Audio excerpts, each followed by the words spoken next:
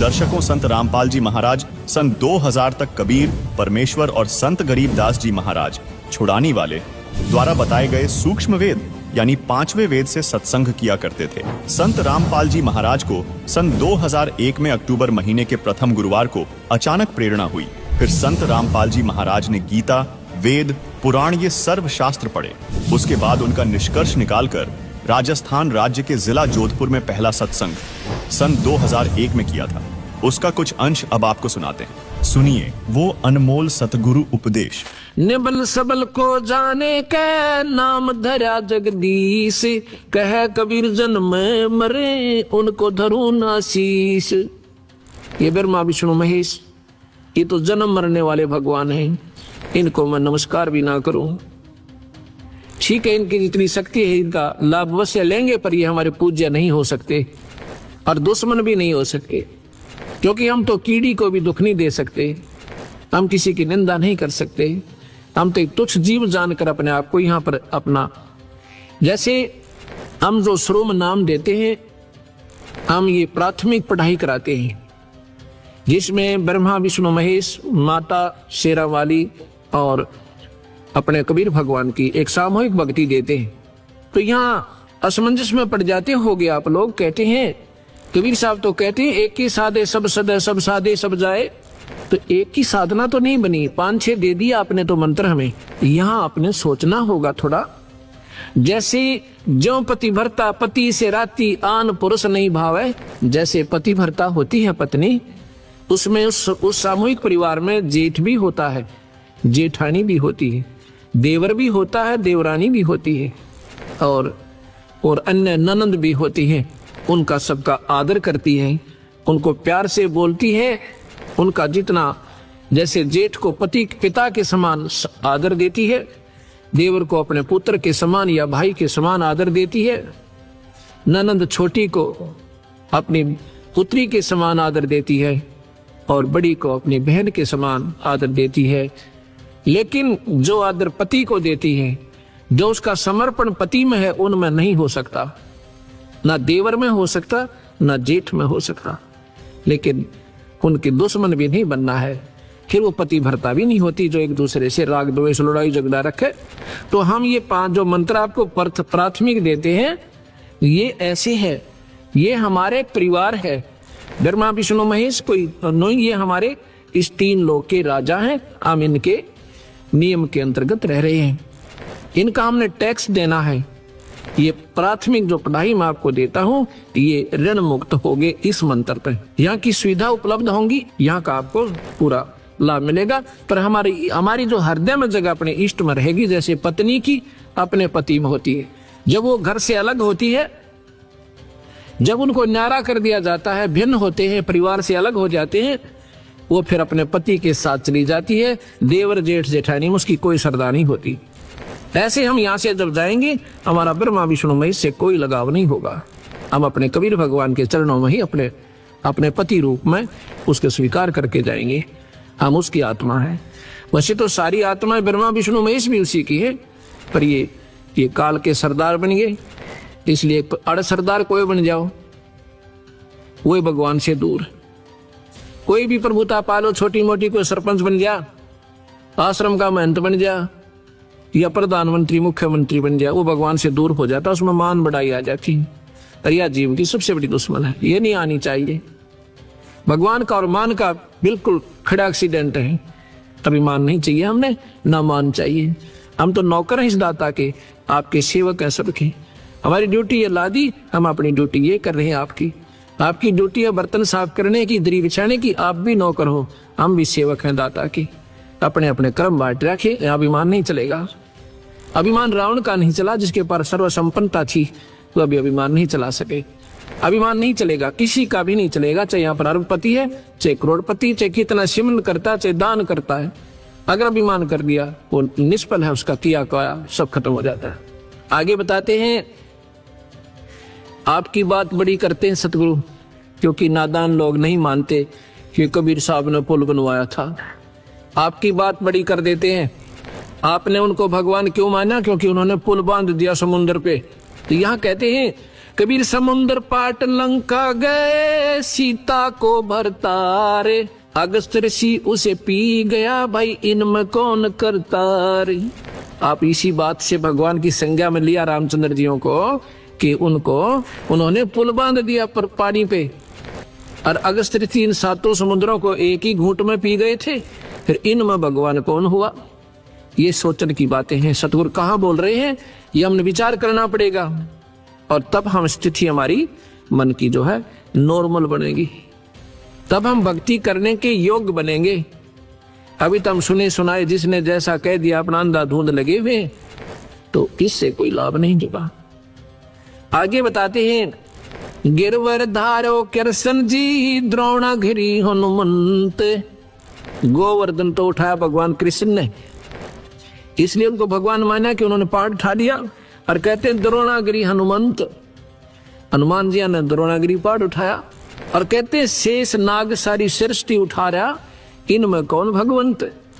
अगर आप ये पहाड़ के ठाल लेने मात्र से उनको भगवान की संज्ञा में लेते हो, भगवान कृष्ण को, तो हनुमान जी ने पहाड़ उठाया द्रोणागिरी, उन्होंने गोवर्धन उठाया था।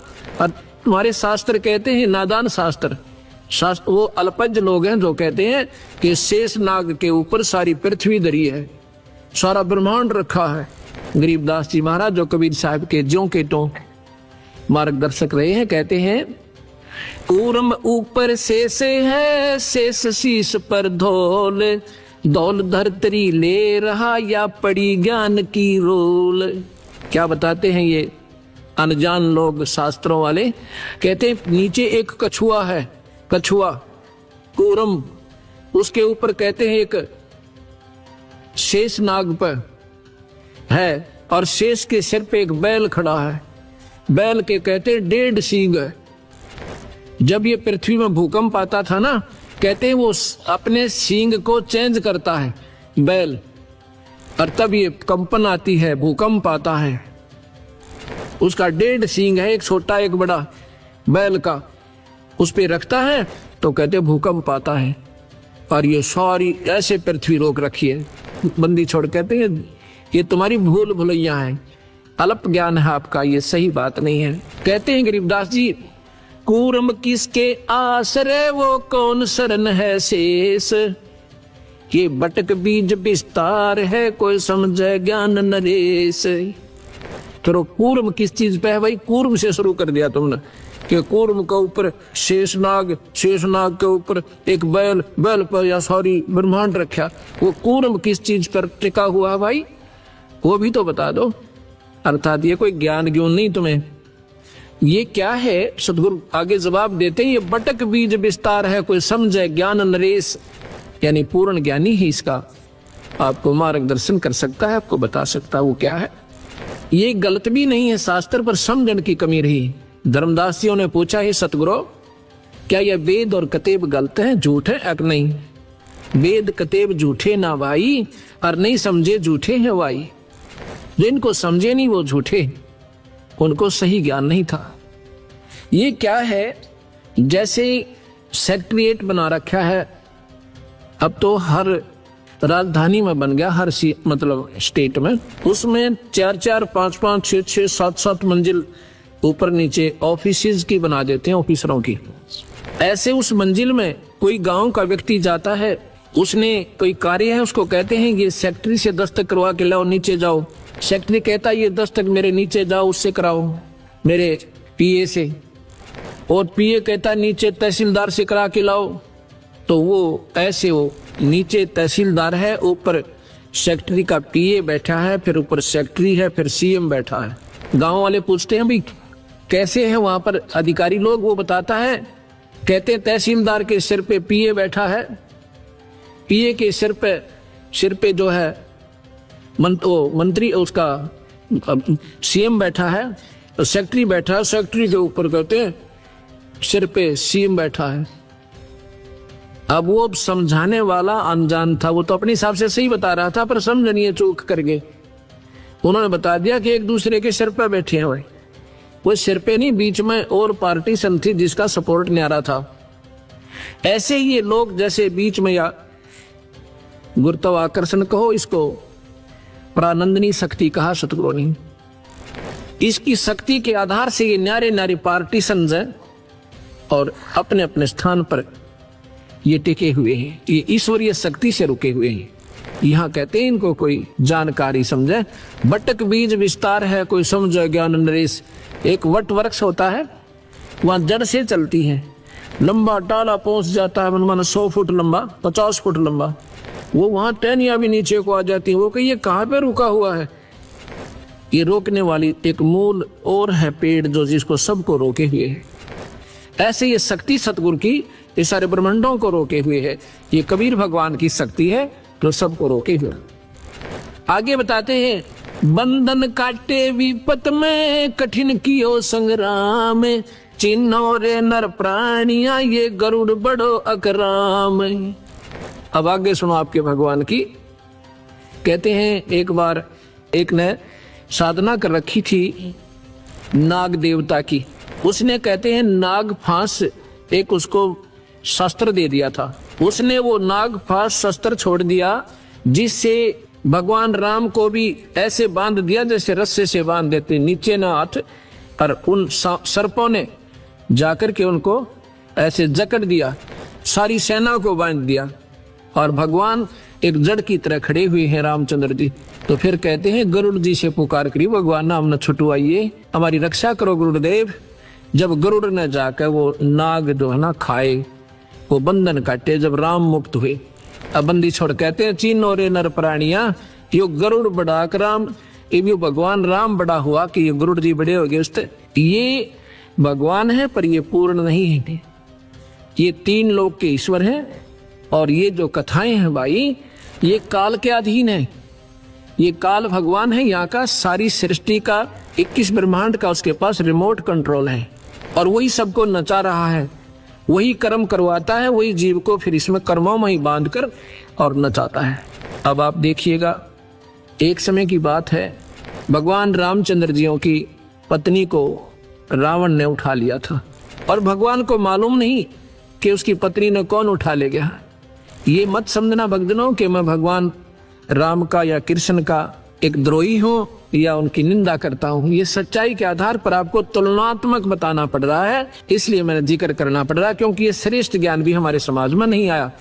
3 लोग का भी अगर सही मार्गदर्शन हो जाए तो कबीर साहब की भक्ति 2 मिनट में सारे संसार का समझ में आ जाए। इसलिए हमने ये 0 से शुरू करनी पड़ रही है।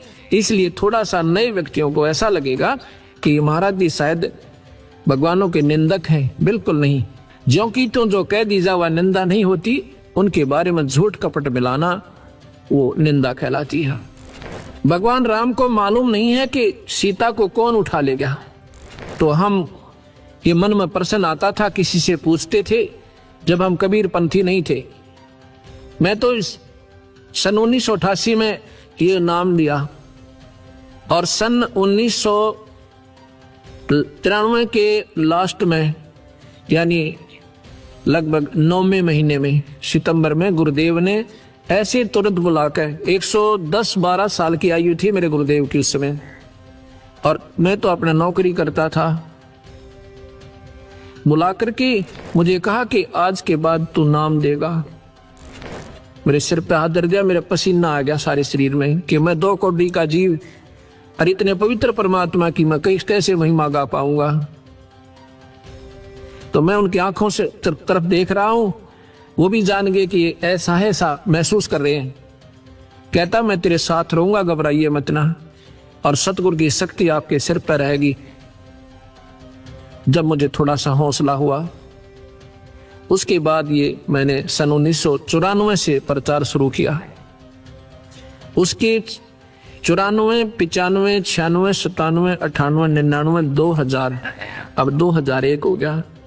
अब ये 7-7.5 वर्ष में 1.5 लाख नई कबीरपंथी संगत हरियाणा जैसे राज्य में, 1.5 लाख 7 वर्ष में। क्योंकि आज कोई नादान नहीं है दुनिया, सब समझते हैं 2 रोटी खाते हैं और शास्त्र सबके पास उपलब्ध। इनको पढ़ के देखो, ये मत समझना कि मैं शास्त्रों का बोझ मिरता हूं, इनको उठाए फिरता हूं, नहीं। ये तो आपके लिए कोई आकर खस्से और कहे जी आप झूठ बोल रहे हैं, ये शास्त्र उठा के दूंगा, ये पढ़ ले वीरा, मेरे से पीछे बात करना, ये आपके शास्त्र हैं। एक अंधा था, वो लालटेन लिए फिरे, अंधेरे में लालटेन ले रखी उसने हाथ में। बच्चे आ जाते हैं कि बाबा, वो कहता भाई देखना देखना मुझे दिखाई नहीं दे रहा है। वो बच्चे कहते हैं बाबा तू लालटेन किस लिए ले रहा जब तूने दिखता ही नहीं। कहता है आप आंखों वालों के लिए कहीं मेरे में टक्कर ना मार दो तुम। ये लालटेन इसलिए ले रखा है तुम आंखों वालों के लिए कहीं मेरे में टक्कर ना आ मारो। ये लालटेन रखी है मैंने, कोई मेरे से ना खसे, इनको पढ़ो अपनी चांदना हो जाएगा अपने आप ही। तो प्रसंग जो चल रहा था, भगवान राम जो है हाहाकार मचा रहे हैं, पक्षियों से पशुओं से पूछ रहे हैं मेरी सीता देखी, मेरी सीता देखी है। तो हम क्या करते थे, किसी से पूछते थे कि भगवान होकर के ये क्यों रो रहे थे, और क्या उनको मालूम नहीं था कि सीता कहाँ गई। फिर भगवान कैसे, मन में क्या नहीं करते कैसे थे, क्योंकि हम डरते थे कहीं पाप ना लग जाए। लेकिन शंका आती थी कि ऐसे कैसे, क्या भगवान को तो मालूम तो होगा। तो जो हमारा मार्गदर्शक होता था वो कहता नहीं वो तो लीला कर रहे थे, यहां लाकर छोड़ देते थे, वो तो लीला कर रहे थे। हम स्वीकार कर लेते थे कि लीला कर रहे थे, किस लिए कि 33 करोड़ देवता रावण ने बंद कर रखे थे अपनी कैद में। जिन देवताओं की आप पूजा करते हैं उनको तो रावण ने बांध के कैद में डाल रखा था, और इन ऐसाओं की तुम पूजा करते हो। भक्तजनों, ये बहन बेटियां भाई, क्योंकि हमारी पूजा ही ढंग की नहीं है तो हम पाएंगे क्या। नास्तिक होता जा रहा समाज, भगवान का गुण मिलता नहीं क्योंकि हमारी वे ऑफ वर्शिप ठीक नहीं है, हमारी पूजा की विधि ठीक नहीं है। अब अब सतगुरु के ज्ञान की रोशनी में अब हमें दिखाई देने लगा सही कि वो लीला नहीं कर रहे थे, उनको ज्ञान ही नहीं था। लीला किस लिए करते थे कि 33 करोड़ देवता उसने छुटवाने थे भगवान ने। ये तो मान लेते भी लीला कर दी, सीता उठा ली, माता को उठाया, फिर लीला की आवश्यकता कहाँ रहेगी। बहाना बन गया था, जाते गर्दन दबोच देता जाकर के। अगर बहाना ही बनाना था तो इतना बहुत था। फिर सीता कौन है, जैसे किसी की भैंस गुम हो जा या बकरी गुम हो जा, उसको ढूंढने कोई पूर्व दिशा में, कोई उत्तर दिशा में, कोई दक्षिण दिशा में, और किसी ने पा जा, कोई मुझे वहां मिल गई। ऐसे हीट एंड ट्रायल मेथड से सीता ढूंढी गई। हनुमान जी छलांग लगा के समुद्र पार कर गए, वहां सीता को ढूंढा और खोज के जब राम जी को बताया। ये लीला नहीं थी, ये तो मजबूरी थी, उन्हें ज्ञान ही नहीं था। इतना समय नहीं लगाते लीला में, पत्नी को तो और उठा ले जा, वहां लीला करता रहे पीछे से भगवान या कोई भी पति। वो भगवान ऐसा है थे क्योंकि इस काल के हाथ में रिमोट कंट्रोल है। जो 1000 भुजा का भगवान है, ये ब्रह्मा विष्णु महेश केवल 4 भुजा के ही, और कबीर साहब असंख्य भुजा के, बिना गिनती के। 4 भुजा का प्रतीक समझो, 4 हॉर्स पावर। ये 4 हॉर्स पावर के समझो। इनकी माता है वो 8 हॉर्स पावर की है, उसकी 8 भुजा है। इनके पिता हैं 1000 हॉर्स पावर के, समझ लो। एक कंपेरेटिव एग्जाम देता हूँ आपको, एग्जाम्पल देता हूँ। और कबीर साहब पावर हाउस समझो, वो थर्मल प्लांट जहाँ से बिजली मैन्युफैक्चर होती है, बनती है। असंख्य भुजा है उस मालिक के, जहाँ से सारी शक्तियां बाहर आती है। दर्शकों, संत रामपाल जी महाराज के इस अनमोल उपदेश के अंश मात्र से हिंदू धर्म में श्रेष्ठ माने जाने वाले देवताओं की सामर्थ्य शक्ति की जानकारी प्राप्त हुई कि ये कितने समर्थ है, जबकि कबीर परमेश्वर सर्वशक्तिमान है।